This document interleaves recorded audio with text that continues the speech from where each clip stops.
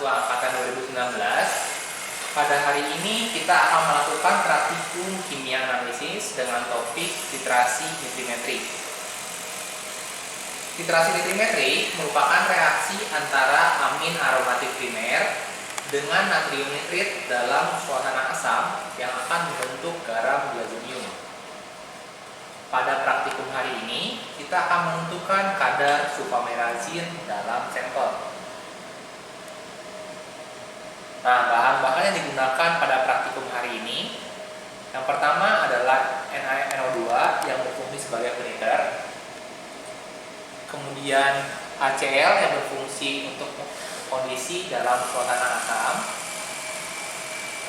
lalu ada asam sulfanilat yang berfungsi sebagai baku primernya, serta ada natrium bikarbonat, kemudian kalium iodida dan pati yang berfungsi sebagai pasta kanji.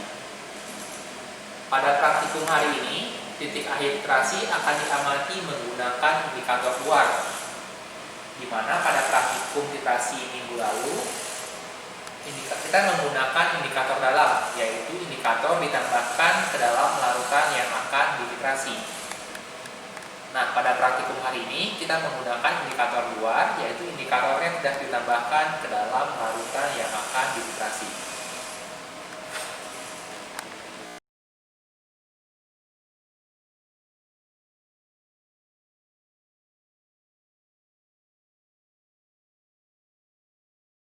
Pertama-tama kita lakukan pembuatan reagen terlebih dahulu. Pada pembuatan peniter, yaitu natrium nitrit dengan konsentrasi 0,1 molar. Setelah kita buat dengan konsentrasi tersebut, kita harus menutupi permukaan labu takar dengan menggunakan aluminium foil atau bahan lainnya yang menghindari adanya cahaya yang dapat bereaksi dengan sampelnya, karena natrium nitrit ini tidak stabil dan mudah teroksidasi. Oleh karena itu, kita tutupi menggunakan aluminium foil.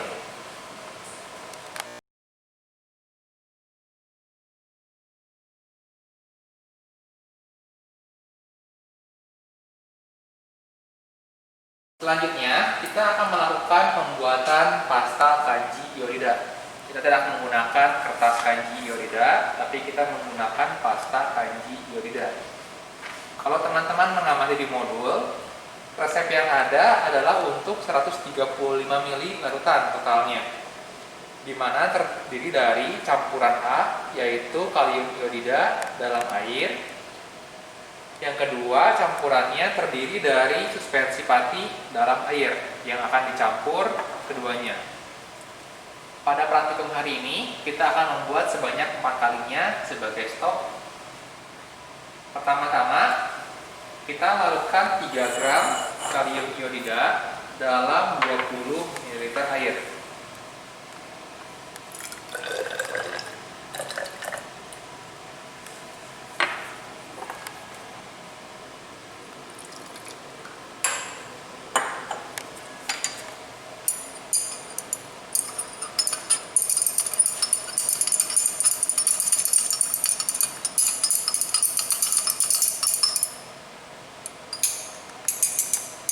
Setelah larut, kita pindahkan kepada yang lebih besar. Kemudian kita tambahkan air sampai volumenya 400 ml.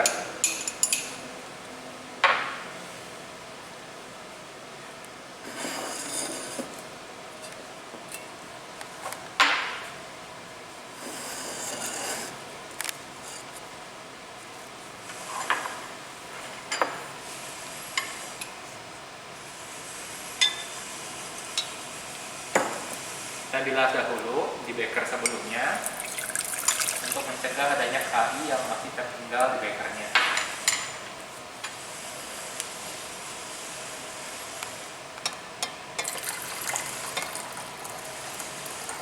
Tambahkan dalam air panas untuk mempercepat proses pembuatan pasta kanjinya ya, karena nanti akan dipanaskan.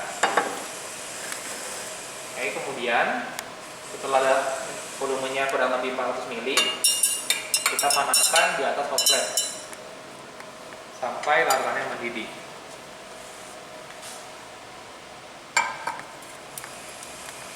Sambil menunggu larutan yang mendidih, kita siapkan campuran yang B yang berdiri dari 20 gram pati yang akan dicampur dengan 140 ml air dingin.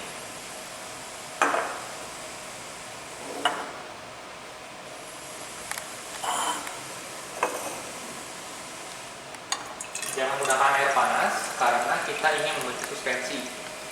Apabila kita menggunakan air panas, maka kita akan membentuk semacam mucilago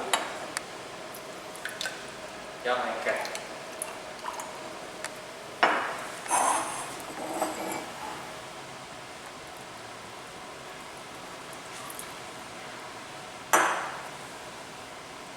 Kalau ditambahkan, kita aduk sampai terbentuk suspensi sambil menunggu campuran A-nya mendidih.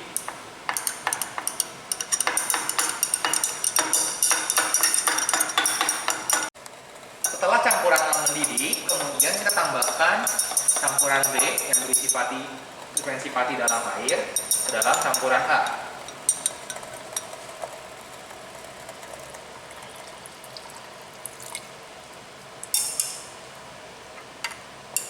Kemudian kita aduk sampai terbentuk pasta kanji iorida, yaitu seperti mucilago. Setelah terbentuk pasta kanji iorida, kemudian kita angkat dari hot plate dan kita dinginkan sebelum kita gunakan sebagai indikator luar pada praktikum hari ini. Setelah pasta kanji ioridanya kita dinginkan, kemudian kita akan melapiskannya pada permukaan kaca yang akan berfungsi sebagai indikator luar. Jadi caranya dituangkan ke permukaan kaca, kemudian dihomogenkan ke seluruh permukaannya. Jadi nanti pada saat iterasi, untuk mengetahui titik akhirnya, kita akan mencelupkan kawat atau batang pengaduk ke dalam larutan yang diterasi, kemudian kita oleskan ke pasta kanji iorida ini. Ketika mencapai titik akhir, dia akan memberikan warna biru yang tidak akan kembali menjadi tidak berwarna atau biru yang tetap dalam waktu 30 detik.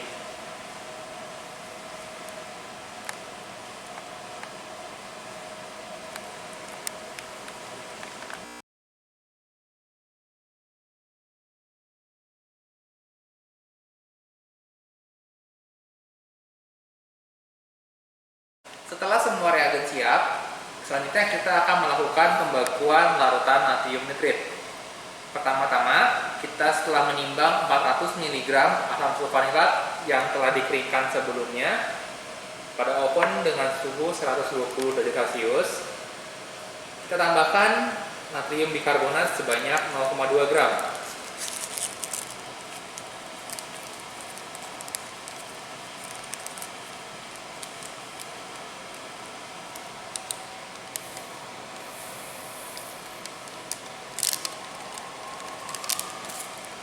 Kemudian kita tambahkan air hingga larut dan encerkan dengan 100 ml air.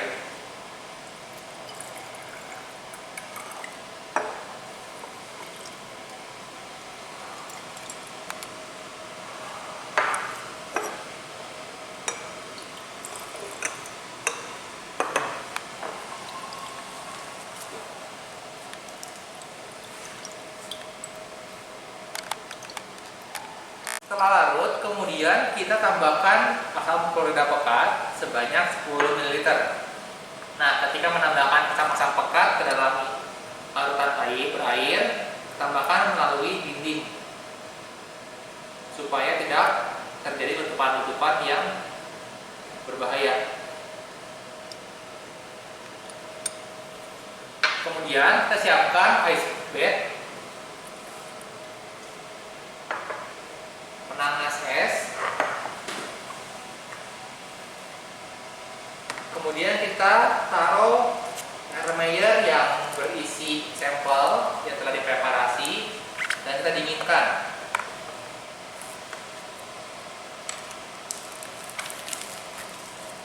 Pada nitrimetri, kita akan melakukan titrasi pada suhu rendah karena pembentukan garam diazo terjadi secara lambat dan pada suhu yang rendah.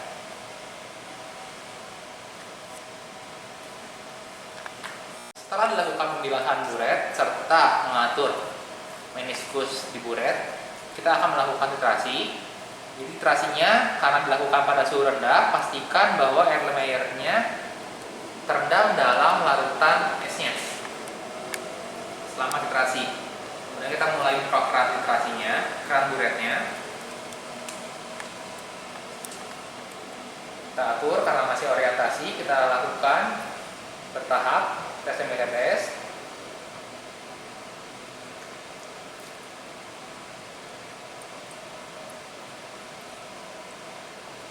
Nah, untuk mengetahui cek titrasinya, kita tutup dulu keran buretnya.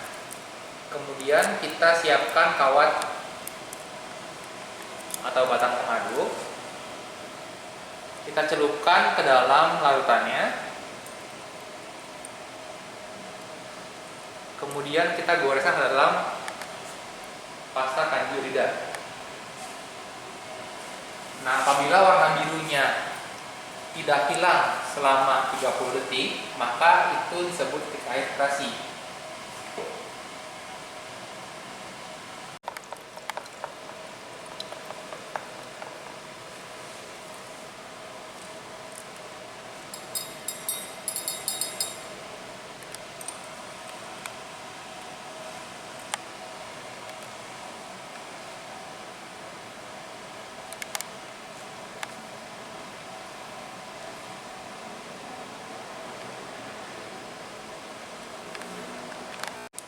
Karena pembentukan garam diazo ini membutuhkan waktu yang lama serta pada suhu yang rendah, oleh karena itu sebelum digoreskan ke dalam pasta kanji iorida, dipastikan bahwa telah didiamkan kurang lebih 1-2 menit baru digoreskan ke dalam pasta kanji iorida.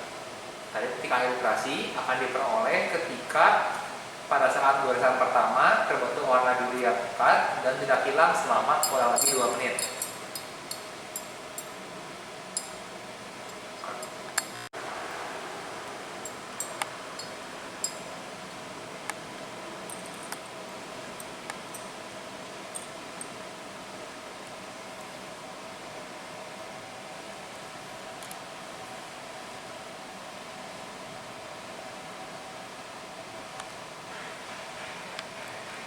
Nah,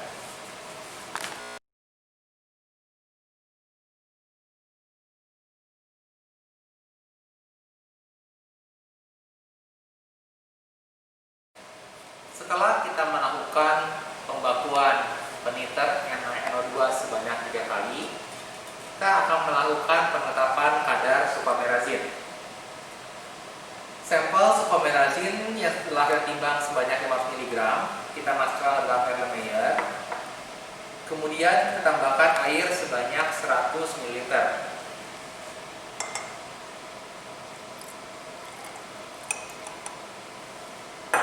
Setelah itu, kita tambahkan asam klorida pekat sebanyak 10 ml.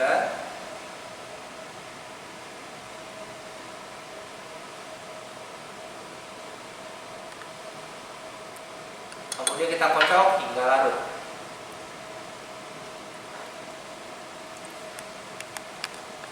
Setelah larut, kita kemudian pindahkan ke dalam penanas es. Kemudian kita siap melakukan orientasi untuk penetapan kadar. Sama seperti pada pembakuan, kita gunakan buret yang ditutupi oleh aluminium foil karena natrium nitrit tidak bersifat stabil. Kemudian setelah menambahkan peniter, kita tutup kerannya. Kita diamkan kurang lebih selama 1-2 menit. Setelah kita diamkan kurang lebih 1-2 menit, kemudian kita akan celupkan kawat ke dalam larutannya. Kemudian kita akan goreskan ke dalam pasta kanji iorida. Apabila belum muncul warna biru pada goresan pertama yang bertahan dalam waktu sekitar 2 menit, maka kita akan melanjutkan titrasi.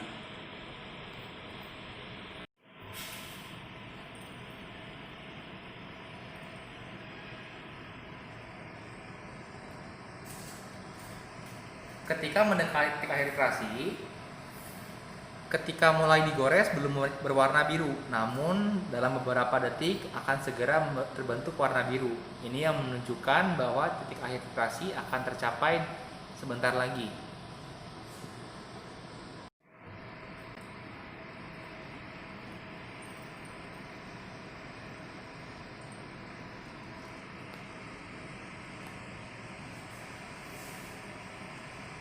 Apabila titik akhir literasi sudah tercapai, dapat dilihat ketika digores akan langsung terbentuk warna biru dan akan kita tunggu selama kurang lebih 2 menit.